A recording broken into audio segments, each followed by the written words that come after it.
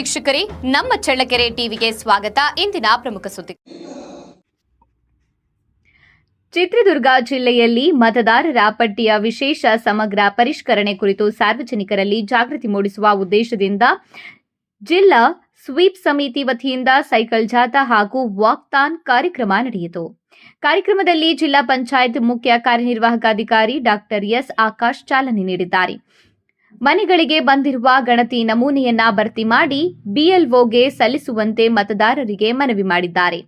ಭಾರತ ಚುನಾವಣಾ ಆಯೋಗ ಹಾಗೂ ಜಿಲ್ಲಾ ಸ್ವೀಪ್ ಸಮಿತಿ ವತಿಯಿಂದ ಚಿತ್ರದುರ್ಗ ನಗರದ ಜಿಲ್ಲಾ ಪಂಚಾಯತ್ ಆವರಣದಲ್ಲಿ ಎಸ್ಐಆರ್ 2026 ಜಾಗೃತಿ ಕಾರ್ಯಕ್ರಮವನ್ನು ಆಯೋಜಿಸಲಾಯಿತು.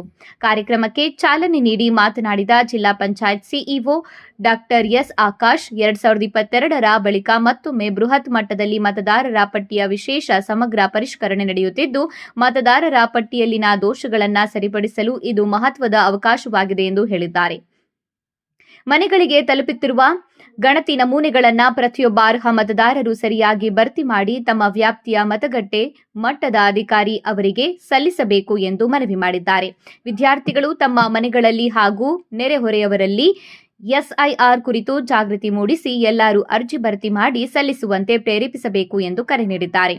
ಜಿಲ್ಲಾ ಪಂಚಾಯತ್ ಆವರಣದಿಂದ ಆರಂಭವಾದ ಸೈಕಲ್ ಜಾಥಾ ಹಾಗೂ ವಾಕ್ಥಾನ್ ಬಿಡಿ ರಸ್ತೆ, ಮದಕರಿ ನಾಯಕ ವೃತ್ತ, ಡಾಕ್ಟರ್ ಬಿಆರ್ ಅಂಬೇಡ್ಕರ್ ವೃತ್ತ, ಪ್ರವಾಸಿ ಮಂದಿರ, ಗಾಂಧಿ ವೃತ್ತ ಮಾರ್ಗವಾಗಿ ಸಂಚರಿಸಿ ಜಿಲ್ಲಾಧಿಕಾರಿಗಳ ಕಚೇರಿ ಸಮೀಪದ ಒನಕೆ ಓಬವ್ವ ವೃತ್ತದಲ್ಲಿ ಮುಕ್ತಾಯವಾಯಿತು. ಕಾರ್ಯಕ್ರಮದಲ್ಲಿ ಜಿಲ್ಲಾ ಹಾಗೂ ತಾಲೂಕು ಮಟ್ಟದ ವಿವಿಧ ಇಲಾಖೆಗಳ ಅಧಿಕಾರಿಗಳು, ಸಿಬ್ಬಂದಿ, ಶಾಲಾ ಕಾಲೇಜುಗಳ ವಿದ್ಯಾರ್ಥಿಗಳು ಹಾಗೂ ಸಾರ್ವಜನಿಕರು ಭಾಗವಹಿಸಿ ಮತದಾರರ ಪಟ್ಟಿಯ ವಿಶೇಷ ಸಮಗ್ರ ಪರಿಷ್ಕರಣೆ ಕುರಿತು ಜಾಗೃತಿ ಮೂಡಿಸಿದ್ದಾರೆ.